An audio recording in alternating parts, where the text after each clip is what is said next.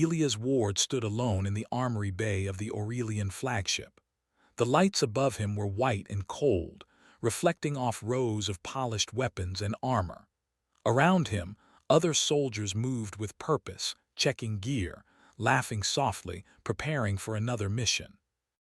Elias did not speak. He rarely did unless needed. He was human. That fact alone made him different here. Humans were newer to the galaxy than most species. They were not the strongest, not the fastest, and not the most advanced, but they were known for something else. When a battle became impossible, when hope was gone, humans were the ones who stayed. They endured pain, fear, and loss longer than anyone else. That was why Elias was here. For 6 years, he had served the Aurelian Star Coalition. He had fought pirates, defended trade routes, and stood between danger and those who could not fight. His record was flawless. He had never failed a mission. He had never left a civilian behind. Today, he was assigned as the personal guard of Lady Seraphine. She entered the armory with quiet authority. Her species, the Aurelians, were tall and elegant, their pale skin marked with faint glowing patterns that showed status and rank. Seraphine's markings shone brighter than most. She was young for her position but highly respected among her people. Elias straightened and placed a hand over his chest in the human salute. She barely looked at him. "So this is the human they sent," she said, her voice calm but sharp. "I expected more." Elias said nothing. Seraphine circled him slowly, her eyes scanning his armor. It was worn but carefully maintained, scratched by years of combat. Each mark told a story. To her it was just damaged metal. "You humans rely too much on brute strength," she continued. "No elegance, no refinement." Elias remained still. He had heard worse. Their mission was diplomatic.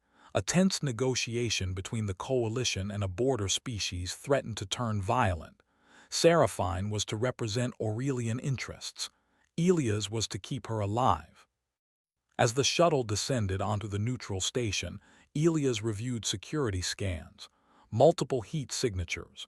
Too many for a peaceful meeting. His instincts warned him, but protocol demanded silence unless asked. Inside the station, the air was heavy and tense. Alien delegates watched each other closely. Elias stayed one step behind Seraphine, his eyes constantly moving. Then it happened. A hidden explosive detonated near the chamber entrance. The blast threw delegates to the floor. Smoke filled the air. Screams echoed through the hall. Without hesitation, Elias moved. He grabbed Seraphine and pulled her down, shielding her with his body as debris rained over them. Shrapnel struck his armor. Pain shot through his side, but he did not cry out. He rolled, positioning himself between her and the threat. More explosions followed. Armed attackers rushed in. Elias rose and met them head-on. He fought with controlled violence, disarming one attacker, using their weapon against the next. Every movement was precise. He took hits meant for others. When the smoke cleared, the attackers were down. Security arrived moments later. Seraphine stood slowly, unharmed. Elias waited for orders. Instead, she turned toward the gathered delegates. Her expression was cold. "This is what happens when humans are placed in roles beyond their nature," she said loudly. "Chaos follows them. They act without thought, like animals protecting territory." The room fell silent. Elias felt something inside him tighten. "He threw himself into danger without permission," Seraphine continued. "That is not bravery, that is lack of discipline. Humans should remember their place as tools, not partners." Eyes turned toward Elias. Some were curious, some were uncomfortable. None spoke. Elias removed his helmet. His face was calm, but his eyes were tired. He said nothing. The mission ended shortly after. Back aboard the flagship, Elias walked through familiar corridors, each step heavy. Soldiers he passed looked at him differently now. Some nodded with quiet respect. Others avoided his gaze. He entered his private quarters and sat on the edge of his bunk. For years, he had endured insults. He had accepted silence as the price of service. But this time was different. The words had not been spoken in anger or fear. They were spoken as truth, as belief. He stood and began removing his armor. The chest plate came first. He placed it gently on the table, then the gauntlets, the leg guards, the helmet. Each piece was set down with care, as if laying a part of himself to rest. Finally, he removed the insignia of the coalition from his uniform. At dawn, Elias returned to the armory. No one stopped him. He placed his armor neatly on the central rack, his insignia resting on top. Then he turned and walked away. No announcement was made. No alarm sounded. By midday, his departure was logged as an administrative error. By nightfall, whispers began. The human was gone. Lady Seraphine learned of it the next day. She paused only briefly when informed. If he chose to leave, she said, then he was weaker than expected. She moved on to other matters, but elsewhere in the galaxy, things quietly began to change. A border colony sent a distress call. No human units responded. A supply convoy requested escort. None arrived. For the first time in years, humans were absent from coalition operations, and no one yet understood what that truly meant. Far from coalition space, Elias boarded a civilian transport. He wore plain clothes now, no armor, no insignia. To the passengers, he was just another traveler. As the ship jumped to hyperspace, Elias looked out at the stars. He did not feel anger. He felt free. And somewhere deep within him, a quiet resolve formed. If the galaxy did not want humans as defenders, then humans would choose their own battles. This was only the beginning. The absence of a single human should not have mattered. That was what the coalition believed. For decades, humans had filled the gaps no one else wanted. Dangerous patrols, border worlds with little value, escort missions through pirate space. They were reliable, silent, and effective. Because of that, their presence had become normal, almost invisible. So when Elias Ward walked away, the galaxy did not feel it at once. At first, reports were small things. A trade convoy arrived late because its escort took a longer route. A border station requested emergency assistance and was told help would come when available. A pirate group escaped instead of being intercepted. Commanders blamed logistics, but the small things began to pile up. On the outer rim, Colony R-17 lost power during a solar storm. Normally, a human rapid response unit would land within hours, set up shields, and help evacuate the weakest civilians. This time the request was passed between departments. By the time help arrived, several habitats were damaged beyond repair. The official report called it unfortunate delay. The colonists called it abandonment. In another system, a diplomatic envoy was ambushed. The assigned guards followed protocol perfectly. They waited for authorization before engaging. By the time permission came, 3 delegates were dead. No rules were broken, but lives were lost. Whispers spread quietly through military channels. Humans would have acted. They always did. At Coalition headquarters, Lady Seraphine reviewed the daily briefings. She noticed the increased casualty numbers but did not comment. Loss was part of galactic order. Efficiency mattered more than emotion. Still, something bothered her. She found herself remembering moments she had once ignored. How Elias had stood slightly closer during tense meetings. How his eyes never left a crowd. How, during the attack, his body had moved before her mind even registered danger. She dismissed the thoughts. Elsewhere, far beyond coalition control, Elias Ward was learning what it meant to exist without orders. The civilian transport dropped him on a dust-covered world with a thin atmosphere and a small population. The planet had no strategic value, no rare resources. It barely appeared on star charts, but people lived there. Elias found work quickly. He repaired structures damaged by windstorms. He helped move supplies. He trained volunteers to organize basic defenses, not with weapons but with planning and communication. He did not tell anyone who he was. To them, he was just Elias. One night, alarms sounded through the settlement. Sensors detected incoming ships' pirates. The colony had no military presence. Panic spread fast. Elias stepped forward. He spoke calmly, clearly. He assigned positions. He showed them how to use terrain, how to create distractions, how to protect the shelters. He took the most dangerous position himself, standing in open ground to draw attention. When the pirates landed, they met resistance they did not expect. Not heavy fire, not advanced weapons, but organized, fearless defense. They left within an hour. No one died. Afterward, the colonists gathered around Elias. They asked him where he learned to do such things. He only said, "I had good teachers." Word spread from world to world. Not through official channels, but through stories. A human on the frontier. No armor, no banner, helping where no one else would go. Some called him foolish. Others called him brave. On coalition-controlled stations, humans began to talk. They noticed how requests for rest were denied more often now, how missions grew riskier but recognition stayed the same, how insults were dismissed as cultural misunderstandings. Elia's departure became a quiet symbol. One by one, human contracts expired and were not renewed. Not as protest, not as rebellion, simply as choice. Coalition command tried to compensate. Other species were reassigned. Advanced drones were deployed. Artificial intelligence systems were expanded. The numbers still did not improve. Machines followed rules. Humans had followed conscience. Lady Seraphine attended a Security Council meeting where a senior commander finally spoke what many had been thinking. "Our response times have increased by 30%, he said. "Civilian losses are rising." Human units previously handled these zones. "And now?" Seraphine asked. "And now they are absent." She felt a strange tightness in her chest. "Why?" she asked. The commander hesitated. "They say their service is complete." That night, Seraphine reviewed older records. She accessed mission footage involving Elias Ward.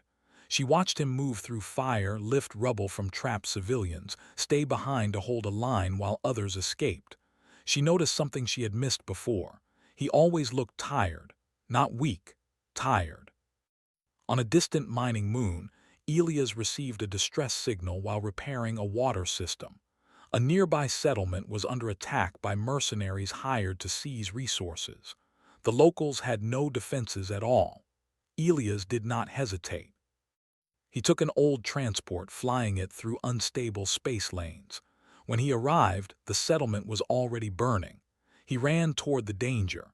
He used tools as weapons, used smoke and shadows. He guided civilians through narrow paths while drawing fire toward himself. He was injured twice, but he did not stop. By morning, the mercenaries were gone. The settlement stood barely. As Elias sat against a wall, catching his breath, a young alien approached him. "Why do you help?" the child asked. "No one ordered you." Elias thought for a long moment. "Because someone should," he said. Back at Coalition space, Seraphine stood before a projection of expanding conflict zones. The new threat from beyond known space was growing bolder. Smaller outposts were already falling. She asked a question she had never asked before. "Can we request human assistance?" The answer came quietly. "They are no longer under our command." That night, for the first time in her life, Lady Seraphine felt fear, not of enemies, but of facing the darkness without the ones who had always stood in front of it. Far away, Elias watched another sunrise over an unimportant world, surrounded by people who slept safely because he had stayed. He did not know what the galaxy would become. He only knew this. He would not walk back for words alone. Respect would have to come first. The first world fell without warning. It was not a border outpost or a forgotten colony. It was a major trade hub, protected by advanced shields and a full coalition fleet. When the unknown armada arrived, their ships did not slow down. They moved with perfect coordination, cutting through defenses as if they had studied them for years. The battle lasted less than 1 hour. By the time the emergency signals reached nearby systems, the planet's orbital ring was broken and millions were fleeing in small civilian craft. Coalition commanders followed procedure. They regrouped, analyzed data, and waited for orders. The enemy did not wait. More worlds were attacked, always fast, always precise. The invaders avoided long battles. They struck, destroyed key targets, and vanished into deep space. Panic spread. At Coalition headquarters, Lady Seraphine stood before a massive star map filled with red warning markers. Each one represented lives lost, systems destabilized, trust broken. "They are probing us," one strategist said, "learning our reactions." "And we are too slow," another admitted. Seraphine said nothing. Her thoughts were elsewhere. She remembered a human stepping forward without orders, a human who did not wait for permission to protect. She remembered cruel words spoken with ease. For the first time, she understood their weight. A proposal was raised, dangerous, unprecedented. "We should reach out to the human networks," a commander said carefully, "not as superiors, as equals." The room went silent. Seraphine felt every eye turned toward her. She straightened. "I will do it," she said. She was given coordinates, not a military base, not a government world, just a place where humans gathered freely now. A frontier station, rough and imperfect, but alive. When her shuttle arrived, no honor guard awaited her. No banners. Just humans and other species moving side by side, repairing ships, sharing food, arguing, laughing. She felt out of place. Then she saw him. Elia's ward was helping lift debris from a damaged docking arm. His movements were slower now, his left arm slightly stiff. He wore no armor, no rank, just scars. Seraphine approached. He noticed her immediately. His eyes were calm, unreadable. She stopped a few steps away. "I owe you an apology," she said. Elias did not answer. "I spoke words that denied your worth," she continued. "Not only yours." "Humanity's." Silence stretched. Finally, Elias spoke. "Why are you here?" "The coalition is failing," she said simply. "We need help." Elias looked past her at the station, at the people working together without command structure. "You didn't need us before," he said. "You needed our strength, not our voices." She lowered her head. "You were right to walk away." That was when Elias truly looked at her. "An apology does not undo belief," he said, "and belief is what broke trust." "I know," she replied. "That is why I am not asking for obedience. I am asking for partnership." He was quiet for a long time. "The humans will decide," he said at last. "Not me alone." The decision did not take long. Humans had been watching the galaxy burn. They had felt the loss too. They had saved who they could, but the threat was larger now. They would fight, but not as tools. The fleet that gathered was unlike any coalition force. Mixed ships, modified designs, old hulls reinforced with human engineering and shared knowledge. No single banner, but a shared symbol painted onto hulls by hand. A simple mark: "We stand together." Elias wore armor again, but it was different, lighter, personalized. No coalition insignia, only a human emblem and the mark of unity. Lady Seraphine watched from her command deck as the human-led fleet jumped into battle. The enemy was waiting. The first clash was brutal. Coalition ships followed standard formations. Humans did not. They adapted mid-fight, sacrificed positioning to save allies, took risks machines could not calculate. When one ship fell, another covered its escape without hesitation. Elias led from the front, not through orders but example. When the enemy adjusted tactics, humans adjusted faster. They learned. They always did. The battle turned. For the first time, the invaders were pushed back. The victory was costly but real. Across the galaxy, hope returned. After the War Council met, coalition leaders offered reinstatement, ranks, authority, control. Elias declined. "We will fight beside you," he said, "but never beneath you."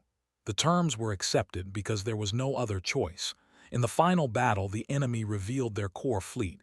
It was massive, ancient, powerful. Fear spread through every channel.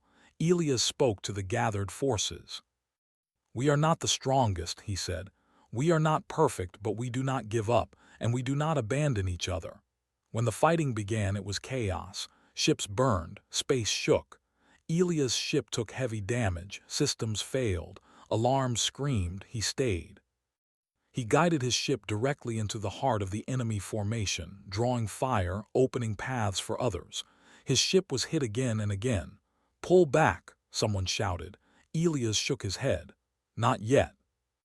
At the critical moment, human and allied ships surged forward together, breaking the enemy's formation.